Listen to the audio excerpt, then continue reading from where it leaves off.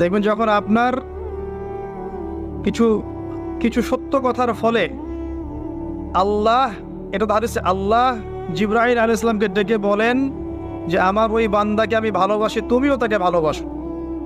জিবরাইল আলাইহিস সালাম সমস্ত ফেরেশতাদেরকে বলেন আল্লাহ আমাকে বলেছেন আল্লাহ ওই বান্দাকে ভালোবাসেন, আমি ওকে ভালোবাসি, তোমরাও তাকে ভালোবাসো।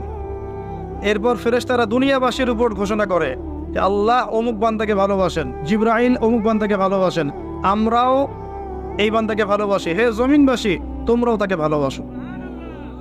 তখন গিয়ে দেখবেন যে আল্লাহর পথের কোনো সৈনিক, কোনো আলেম, কোনো মুআল্লিম, কোনো মুজাহিদ, তার প্রতি আল্লাহর পক্ষ থেকে মানুষের মধ্যে একটা ভালোবাসা সৃষ্টি হয়ে যায়। এটা এমনি এমনি হয় না, এটা এমনি এমনি হয় না। এই উম্মার মধ্যে এমন অনেক মানুষ আছেন যাদের নাম এখন পর্যন্ত মানুষ শ্রদ্ধার সাথে স্মরণ করে, করে না? তারা কি মানুষকে টাকা দিয়ে ওয়াজ মাহফিলে নিয়ে আসছিল? আসে নাই।